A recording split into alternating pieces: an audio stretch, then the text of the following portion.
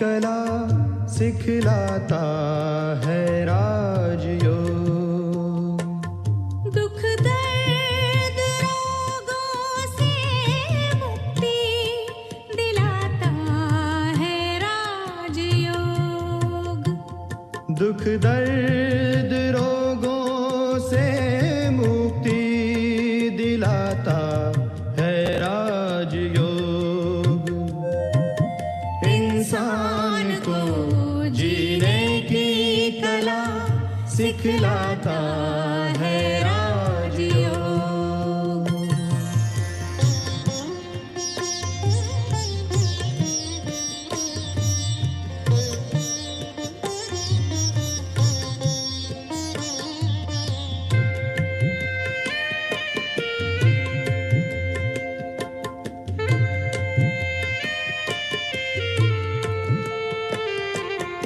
परम पिता की याद में मन को जो संतुलित करता है। परम पिता की याद में मन को जो संतुलित करता है। उनके आगे हर समस्या खेल जैसी लगती है। उनके आगे हर समस्या खेल जैसी लगती है। हर समस्या में मुस्कुराना सिखलाता है राजयोग। हर समस्या में मुस्कुराना सिखलाता है राजयोग। इंसान को जीने की कला सिखलाता है राजयोग।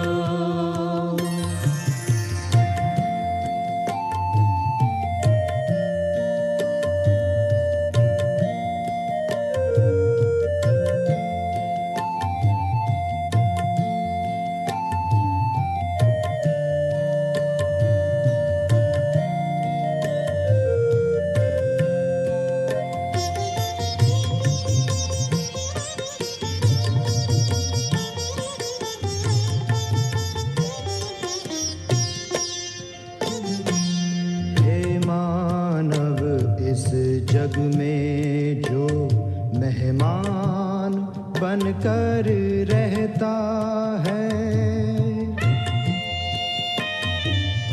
खुद को परम पिता की जो संतान सदा समझता है। हे मानव इस जग में जो मेहमान बनकर रहता है।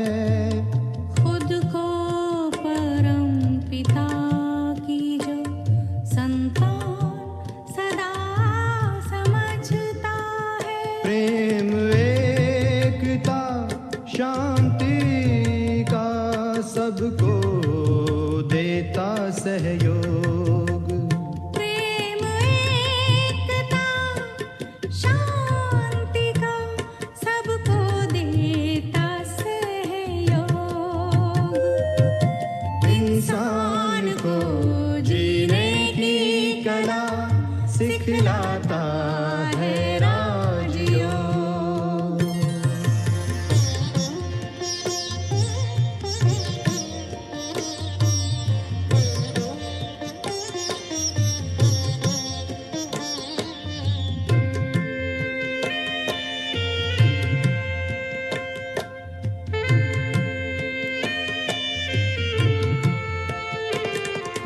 सबसे बड़ी कला है मन को ईश्वर में लगाना।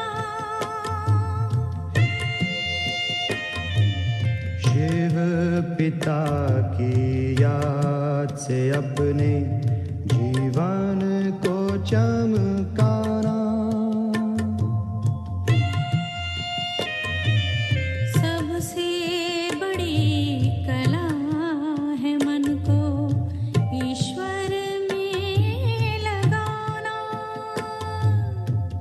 शिव पिता की याद से अपने जीवन को चमकाना।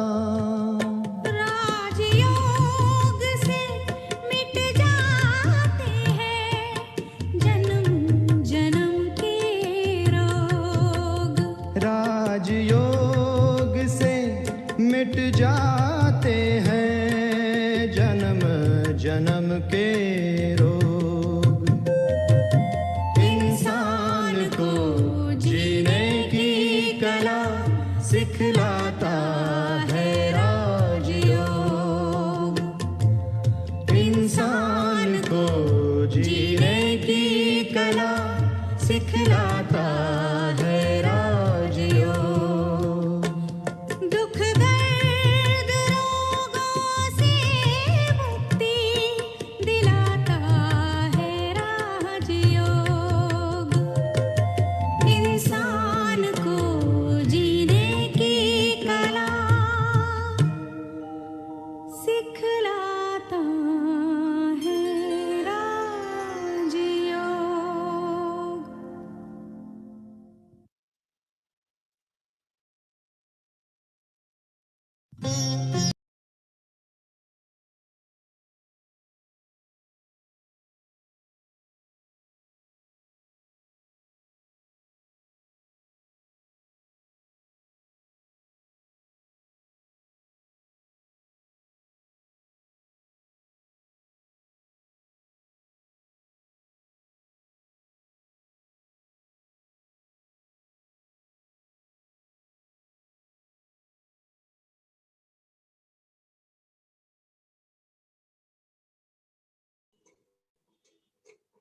ओम शांति। आप सभी का स्वागत है। दीदी आपका भी बहुत स्वागत है। मैं थोड़ा लेट हो गई हूँ सेशन में। कहते हैं ना, नजर बदलेंगे तो नजारे बदलेंगे। तो मुझे उम्मीद है आप सबका ये सफर बहुत अच्छा चल रहा है। ये सेशन आप लोग बहुत एंजॉय कर रहे हैं और उससे भी ज्यादा आप अपने नजरिए में बदलाव अनुभव कर रहे हैं। तो मैं ये उम्मीद रखती हूँ, ज्यादा कुछ आज नहीं कह पाऊंगी। दीदी मैं आपका स्वागत करती हूँ और आपसे अनुरोध करूंगी कि अब आप ये सेशन आगे ले चलें। ओम शांति।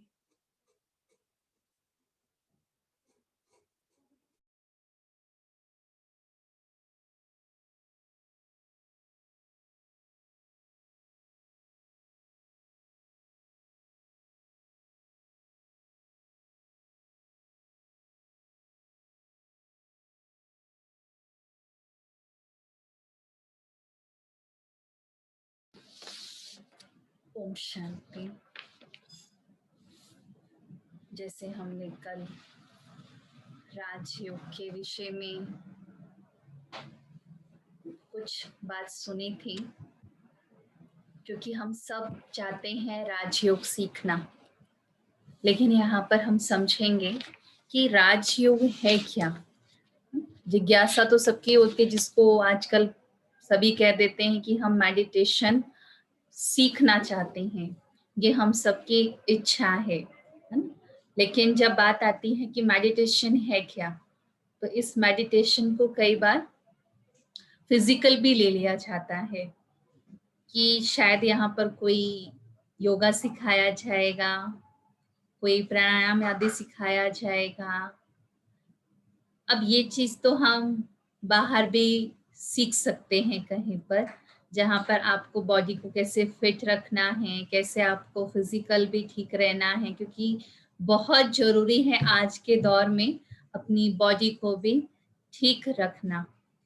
लेकिन बॉडी के साथ साथ अपने मन को स्वस्थ रखना, ये भी हमारी पहली जरूरत है। यदि मन स्वस्थ नहीं रहा तो बॉडी भले कितनी भी स्वस्थ हो जाए, लेकिन मन थका हुआ है, मन हारा हुआ है, मन चिंताओं से घिरा हुआ है, तो ये मन तन को भी शक्तिशाली रहने नहीं देगा। इसलिए इस मन को भी हमें स्वस्थ करना जरूरी है। तो जब हम राजयोग सीखते हैं, तो राजयोग में हम अपने मन को एक्सरसाइज कराते हैं। उससे पहले कि योग है क्या, तो योग का अर्थ है जुड़ना, कनेक्शन, ये योग का अर्थ है।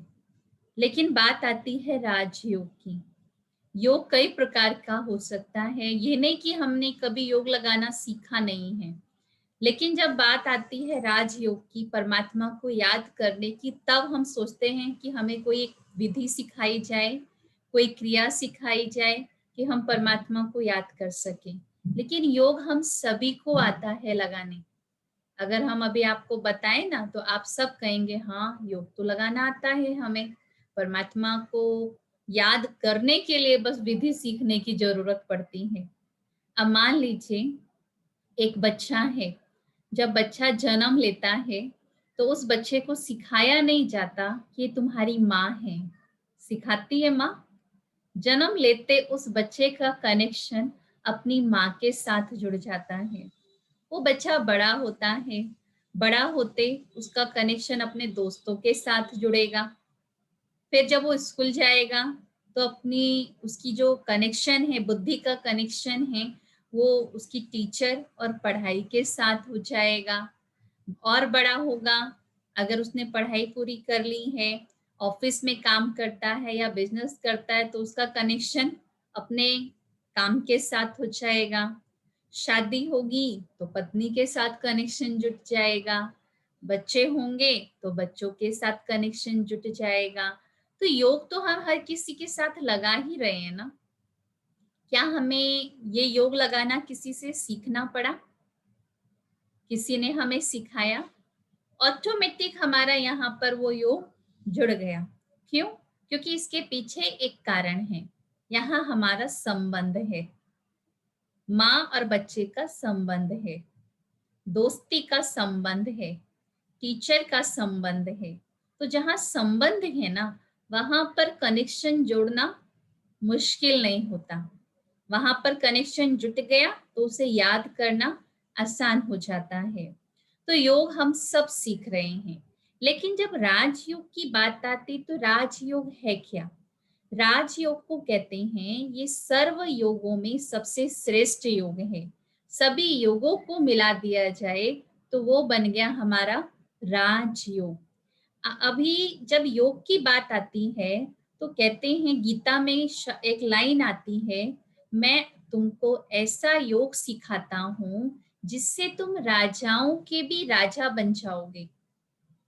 अब बात आती है कौन सा राजा बनने की? ऐसा कौन सा योग है जिससे राजा बन जाएंगे? तो वहां पर देखें कि जब कृष्ण ने अर्जुन को ज्ञान दिया तो उनको यही कहा कि तुम मुझे याद करो, अपने मन को मेरे साथ जोड़ दो। कहीं पर उनको ये नहीं कहा गया, हे अर्जुन तुम कोई आसन लगाओ, कोई क्रिया करो और फिर तुम योग में बैठो। योग अर्थात अपने मन को आसन देना, अपने मन को श्रेष्ठ विचार देना और इस मन की तार को परमात्मा के साथ जोड़ देना, ये है योग।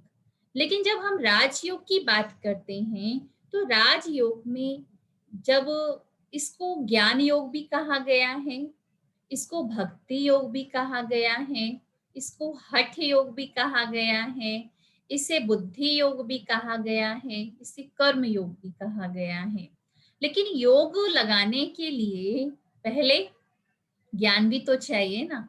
हम ध्यान लगाने बैठ गए, लेकिन ध्यान हमें लगाना किससे है, कैसे लगाना है, यही नहीं पता, तो हम ध्यान कैसे लगाएंगे? इसलिए क्या कहते हैं, बिन ज्ञान ध्यान नहीं लग सकता, इसके लिए ज्ञान चाहिए। तो हम जो इतने दिनों से सुन रहे हैं मेडिटेशन के लिए, तो मेडिटेशन के लिए पहले हमारा जो बेस है वो है नॉलेज। हम पहले नॉलेज को सुनते हैं, नॉलेज के आधार पर हम अपनी बुद्धि को स्पष्ट करते हैं, फिर इस बुद्धि को हम परमात्मा के साथ जोड़ते हैं। कहा जाता है ज्ञान योग। ज्ञान योग अर्थात जब ज्ञान होगा तो मेरी बुद्धि का कनेक्शन परमात्मा के साथ जुटेगा। इस योग को बुद्धि योग भी कहते हैं।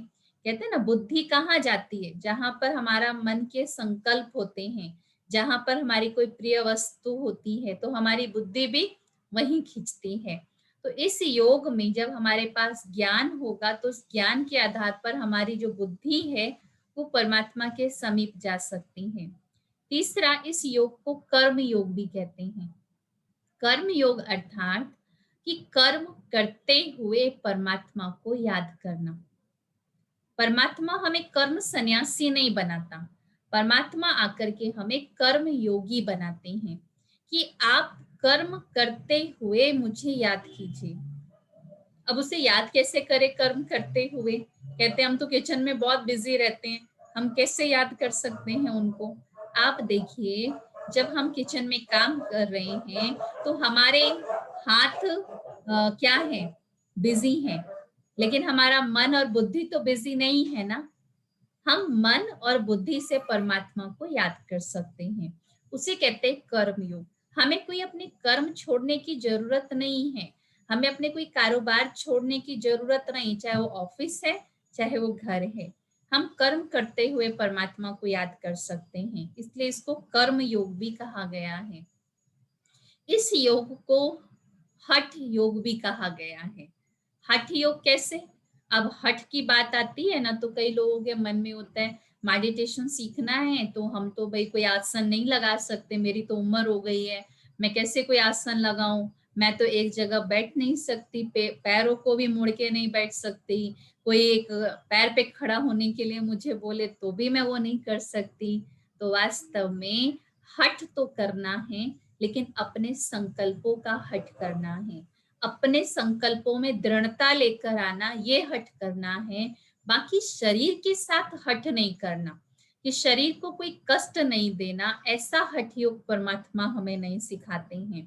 तो जो राज योग है वास्तव में सभी योगों में सबसे श्रेष्ठ योग, जहां पर हम अपने मन को सुधारते हैं, अपने मन को हम सुमन बनाते हैं, अपने मन को हम श्रेष्ठ विचार दे करके इस मन को परमात्मा के साथ जोड़ करके परमात्मा की असीम प्यार को, असीम शक्तियों को अपने अंदर अनुभव कर सकते हैं। इसलिए इसको राजयोग भी कहा गया है। जब राजयोग में बात आती है कि हम संबंध कैसे जोड़े परमात्मा के साथ, जैसे कल हमने 4 आधार सुने, तो उस आधार में एक आधार था संबंध। लेकिन जब हम संबंध जोड़ते हैं तो संबंध के साथ समानता भी चाहिए, क्योंकि जहां पर समानता होती है ना वहां पर संबंध निभाना आसान हो जाता है। अब देखिए, मेरे और परमात्मा के बीच क्या क्या समानता है? गुणों की समानता है। मैं आत्मा ज्ञान स्वरूप हूँ, प्रेम स्वरूप हूँ, आनंद स्वरूप हूँ, शक्ति स्वरूप हूँ, और परमात्मा ज्ञान का सागर है, प्रेम का सागर है, गुणों में वो सागर है। तो गुणों की समानता भी है, हमारे रूप की समानता भी है। जैसे मैं आत्मा प्रकाश पुंज हूँ, ज्योति बिंदु हूँ, ऐसे ही मुझ आत्मा का जो पिता है ना वो भी ज्योति बिंदु है, प्रकाश पुंज है। तो हमारे रूप की समानता भी है। तीसरी समानता हमारे धाम की, हमारे घर की भी समानता है। जो मेरे पिता का घर है ना वो मेरा घर है। अब इन 3 समानताओं के आधार पर हम परमात्मा के साथ संबंध जोड़ सकते हैं, जिसमें कल हमने सुना कि परमात्मा को याद करने के लिए या किसी भी मनुष्य को याद करने के लिए ये 4 बातें जरूर चाहिए। सबसे पहला परिचय, दूसरा संबंध, तीसरा स्नेह और चौथा प्राप्ति। अब हम देखें कि जब परिचय की बात आती है तो परिचय जहां पर होता है ना वहां पर याद करने में थोड़ी मेहनत लगती है। अगर मान लीजिए आपके घर में कोई पार्टी है या कोई ओकेजन है, उसमें अगर आपको अपने परिचित को बुलाना है तो आपको क्या करना पड़ेगा? लिस्ट बनानी पड़ेगी कि कोई परिचित मुझसे छूट ना जाए। आप एक एक परिचित के नाम को याद करेंगे और उसे लिस्ट में लिखेंगे। लेकिन जहां पर संबंध होगा वहां पर आपको लिस्ट बनाने की जरूरत नहीं पड़ेगी, आपको अपने संबंध याद आ जाएंगे और आप फौरन उनको इनविटेशन भेज देंगे। तो जहां पर परिचय होता है ना सिर्फ, वहां पर मेहनत वाली याद हो जाती है। लेकिन जहां पर संबंध है तो वहां पर याद क्या करती है, सताती है। वहां पर याद उसकी सताने लगेगी। जैसे एक माँ बच्चे का संबंध को ले लीजिए। यदि एक माँ को पता है मेरा बच्चा कहीं दूर रहता है, या माँ कहीं दूर है बच्चे से और पता चल जाए बच्चा बीमार है, तो यहाँ पर जो संबंध है ना, जब माँ को पता चला बच्चा बीमार है तो उस बच्चे की याद उस माँ को सताएगी। वो बार बार फोन करके पूछेगी, बच्चे तुम ठीक हो? बच्चा कहेगा भी हाँ मैं ठीक हूँ, फिर भी माँ को क्या हो रहा है, उसकी याद सता रही है, तो उस बच्चे की याद सताएगी। तो संबंध में क्या है, याद सताती भी है। और तीसरा, जहाँ स्नेह होता है तो स्नेह में क्या होगा, याद में खो जाते हैं, याद में समा जाते हैं। मान लीजिए एक कन्या है और उस कन्या को ये पता चल जाए कि ये मेरा भविष्य में होने वाला जीवन साथी है, क्या उस कन्या को अब अपने होने वाले साथी को याद करना सिखाना पड़ेगा, या उसको ऑटोमेटिक उसकी याद आ जाएगी? आ जाएगी ना उसकी याद। अगर वो बैठी भी हुई है या बैठे भी हुए हैं तो कई बार उनकी बातों में खो जाते हैं। और कई बार तो लोग आकर पूछते कोई यहाँ से गया है, तो क्या कहते हैं, हमने ध्यान नहीं दिया। तो क्या कहते हैं, अभी तो आप यहीं बैठे थे, आपकी आंखें भी खुली हुई हैं, लेकिन आपने उनको देखा नहीं, कहीं खोए हुए थे क्या? फिजिकली यही है लेकिन मन से कहीं और है।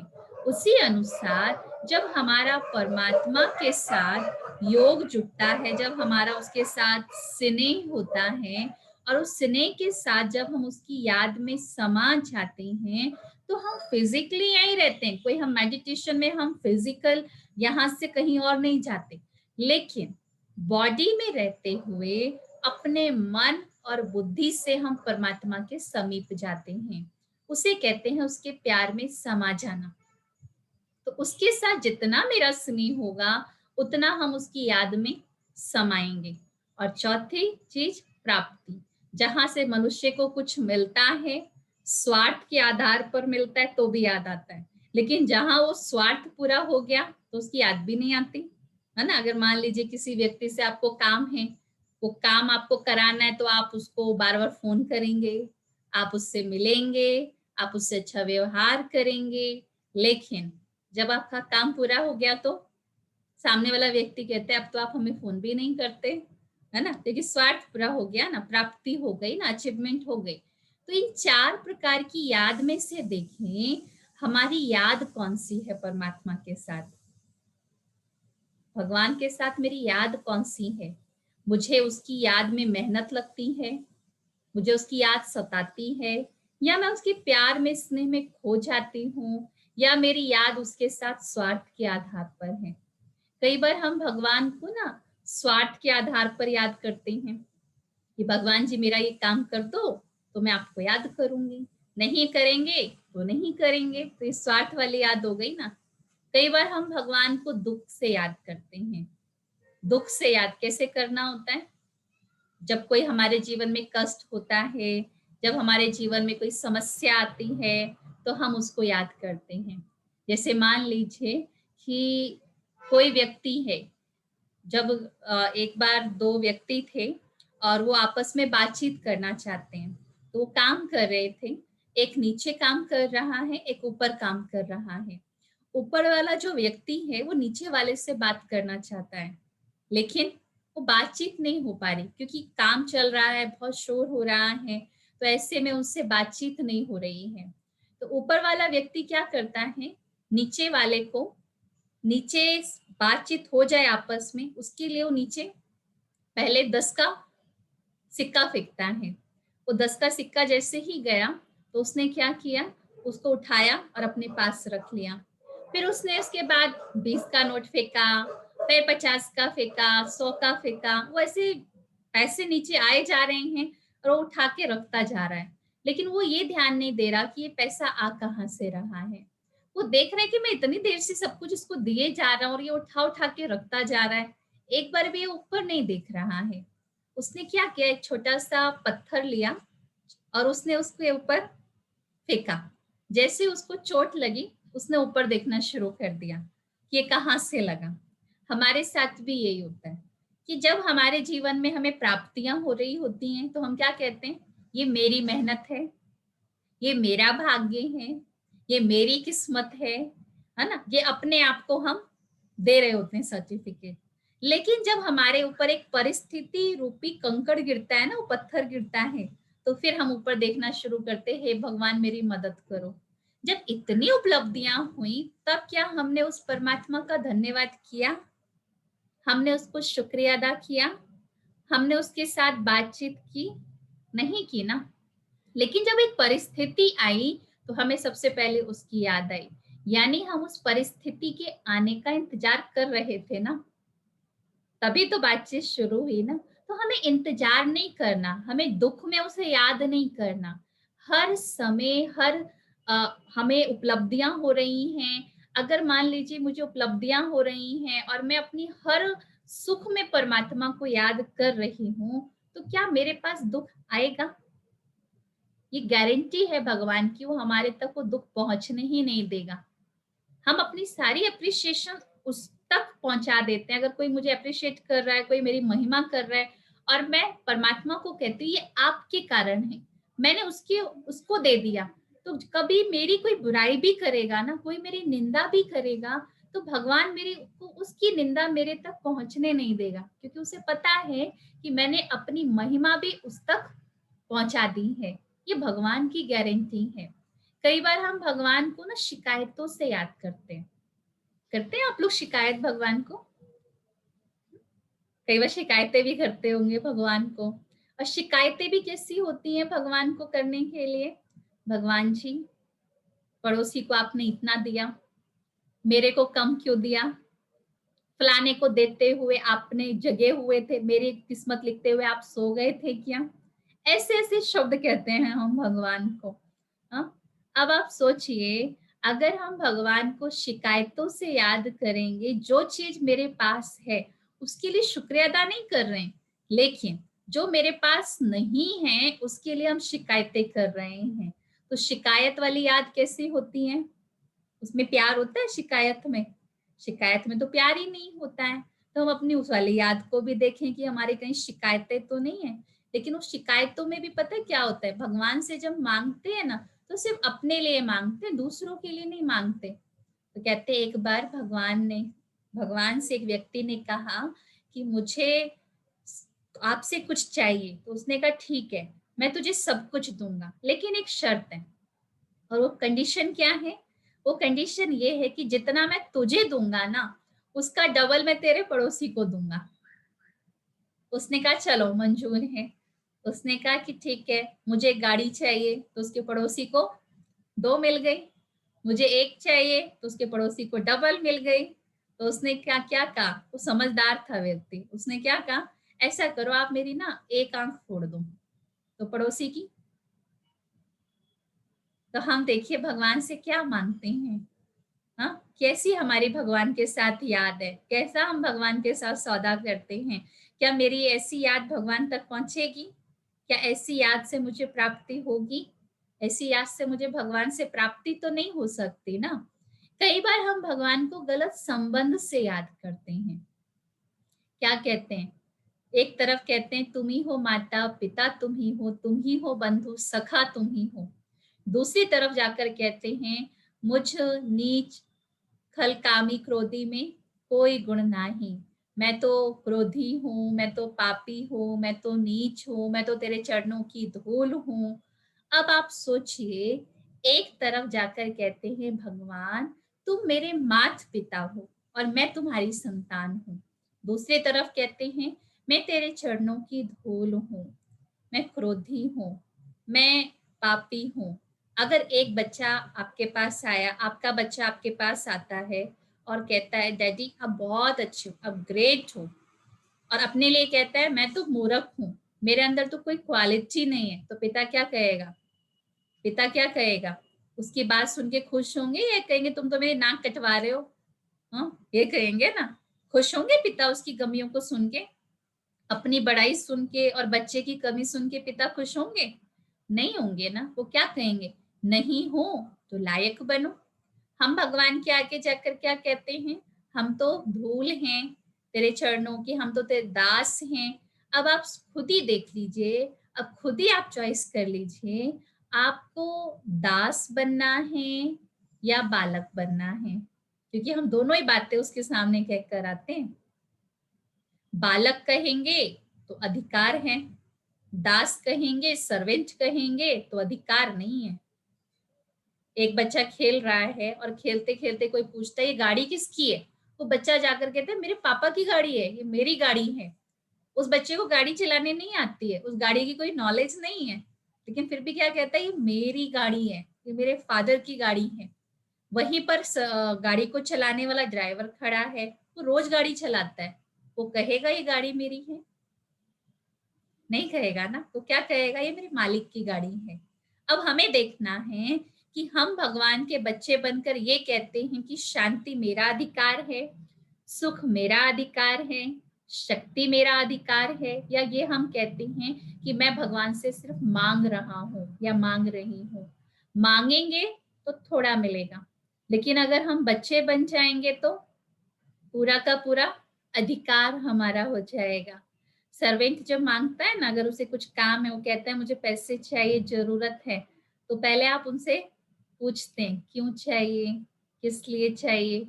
लेकिन बच्चे की जरूरत है, आप पूछेंगे, आप उसको जल्दी से जल्दी पूरा करेंगे, किसी भी तरीके से पूरा करेंगे। ये एक संबंध है कि जब मेरा भगवान के साथ बच्चे का संबंध जुट जाता है ना, कि भगवान मेरा पिता है और मैं उसकी संतान हूं, तो वहां पर हमारा अधिकार हो जाता है, हम भगवान से डायरेक्ट ले सकते हैं। ये कनेक्शन जुड़ जाता है भगवान के साथ में, इसलिए हम भगवान के साथ बहुत सुंदर रिश्ते रख सकते हैं। 6 रिश्ते कम से कम मुख्य, जो मनुष्य के बिल्कुल समीप के रिश्ते होते हैं, संबंध होते हैं, उसमें सबसे पहला संबंध आता है माता पिता का संबंध। दूसरा संबंध टीचर का संबंध। तीसरा सतगुरु का संबंध। गुरु और टीचर में अंतर होता है। टीचर हमें बाह्य ज्ञान देता है और गुरु हमें आत्म ज्ञान देता है, जो परमात्मा के साथ हम कनेक्ट हो सकें। तो तीसरा सतगुरु का संबंध, और चौथा संबंध दोस्त का संबंध, और पांचवा संबंध परमात्मा को हम अपना कंपेनियन, जीवन साथी भी बना सकते हैं। और छठा संबंध कि मैं भगवान की माँ हूँ और भगवान मेरा बच्चा है, ये हम परमात्मा के साथ संबंध जोड़ सकते हैं। पहला संबंध माता पिता का संबंध। माता पिता को हम क्यों याद करते हैं? क्योंकि माता पिता हमें जीवन में शिक्षाएं देते हैं, उन्होंने हमें कदम कदम पर अच्छाई और गलत का फर्क बताया है, और हर वक्त क्या कहा, मैं तुम्हारे साथ हूँ, है ना। माता पिता ही एक ऐसा कहते हैं। उसी अनुसार हम भगवान को भी अपना माता पिता बनाएं। ये ऐसा माता पिता है जो कदम कदम पर हमारी मदद करेगा। ऐसा नहीं, दुनिया में संबंध तो ऐसे होते हैं कि आपके पास सब कुछ है तो आपके साथ हैं, और आपके पास परिस्थिति आई तो वो क्या कहेंगे हम आपको नहीं जानते, या आपके साथ वो कनेक्शन कम कर देंगे। लेकिन भगवान मेरा ऐसा माता पिता है, जब हम सब कुछ ठीक है तो हमारे साथ साथ चलता है, और जब कोई परिस्थिति आती है तो वो हमें अपने कंधे पर बिठा लेता है और उस परिस्थिति से सहज ही पार करा देता है। जब कोई परिस्थिति आती है तो लोग यही कहते कोई बात नहीं, हिम्मत रखो, धीरज रखो, सब ठीक हो जाएगा। लेकिन उस परिस्थिति को पार करने की शक्ति कौन देता है? तो परमात्मा दे रहा है ना, जो इतने सूक्ष्म रूप में दे रहा है, हम उसे महसूस नहीं कर पा रहे हैं। लेकिन इतनी बड़ी परिस्थिति आई, ऐसा एग्जाम आया, लेकिन उसको क्रॉस करने की जो शक्ति थी वो परमात्मा ने हमें दी है। इसलिए हम परमात्मा को अपना माता पिता बनाएं और उसके प्यार के, उसके सहयोग का हम अनुभव करें। दूसरा संबंध टीचर का संबंध। दुनिया में सबसे सुंदर संबंध होता है टीचर और स्टूडेंट का संबंध। निस्वार्थ संबंध है ये भी, यहाँ पर भी कोई स्वार्थ नहीं है। टीचर अपना जीवन भर का जो ज्ञान है वो एक स्टूडेंट को देता है, और एक यही आशा रखता है कि मेरा विद्यार्थी मेरे से भी ऊंच जाए। कई बार माता पिता नहीं पढ़ाना चाहते बच्चों को, लेकिन टीचर को बच्चे की योग्यता पता है और वो योग्यता के आधार पर उस बच्चे को पढ़ाता है। और जब वो बच्चा लायक बन जाता है ना, तो वो माता पिता से पहले उस टीचर से मिलने जाता है, क्योंकि उसने उसके जीवन को समझा। उसी अनुसार परमात्मा भी हमारा सुप्रीम टीचर है, जो आकर के हमें सृष्टि के पास्ट प्रेजेंट फ्यूचर का ज्ञान देते हैं, और उस ज्ञान के आधार पर हम अपने जीवन को श्रेष्ठ बनाते हैं। तो परमात्मा हमारा सुप्रीम टीचर हुआ। तीसरा संबंध परमात्मा के साथ सतगुरु का संबंध। कहते हैं गुरु के बिना गति सदगति नहीं होती, लेकिन वास्तव में परमात्मा गुरुओं का भी गुरु सतगुरु है, जिसे सारी दुनिया याद कर रही है। वो आकर के हमें सत ज्ञान देते हैं, और उस सत ज्ञान से हम अपने जीवन को पवित्र श्रेष्ठ बना करके अपने कर्मों को भी हम श्रेष्ठ बनाते हैं। लेकिन परमात्मा जब हमें ज्ञान देते हैं ना, तो उसके लिए हमारा जो बर्तन है ना, वो स्वच्छ होना चाहिए। कौन सा बर्तन? ये बुद्धि रूपी बर्तन स्वच्छ होना चाहिए। कहते हैं ना कि अगर आपने अमृत का प्याला भर लिया, लेकिन अगर उसमें एक बूंद भी विष का पड़ गया, तो वो अमृत नहीं रहा, अब वो विष हो गया है। भगवान भी सबसे पहले आकर हमारे इस बुद्धि रूपी बर्तन को स्वच्छ करते हैं। कहते हैं एक बार एक महात्मा थे, वो बहुत विद्वान, बहुत ऊंचे तक उनकी पहुंच थी, और बहुत उनका नाम था कि किसी को भी आशीर्वाद देते हैं ना, वो आशीर्वाद फल जाता है। तो उसी राज्य में एक राजा को पता चला कि ये महात्मा बहुत ऊंचे हैं, तो क्यों ना इनको बाहर से कुटिया से उठा करके महल में लेकर आया जाए। और स्वार्थ था कहीं ना कहीं कि इनके आशीर्वाद से मुझे भी बहुत फायदा होगा। तो उन्होंने कहा कि ठीक है। राजा ने महात्मा जी को बुलाया, महात्मा जी आए, महात्मा जी को कहा कि आप मुझे आशीर्वाद दीजिए। तो महात्मा जी ने कहा ये लो कमंडल, और इसके अंदर पहले स्वर्ण मुद्राएं डाल दो। तो जब उस कमंडल को देखा तो कमंडल बहुत गंदा था। तो उन्होंने अपने सेवक को कहा कि आप इसे साफ कराइए, फिर इसके अंदर स्वर्ण मुद्राएं डालें। फिर वो साफ करके उसके अंदर डाले गए सिक्के फिर राजा को, महात्मा को दिया गया। महात्मा लेकर के चले गए, लेकिन वो आशीर्वाद नहीं दे गए। तो राजा ने कहा आप हमें आशीर्वाद तो दीजिए। तो महात्मा ने कहा पहले अपना पात्र साफ करो, क्योंकि पात्र में क्या है? स्वार्थ, लालच, तो आशीर्वाद फलेगा नहीं। तो उसी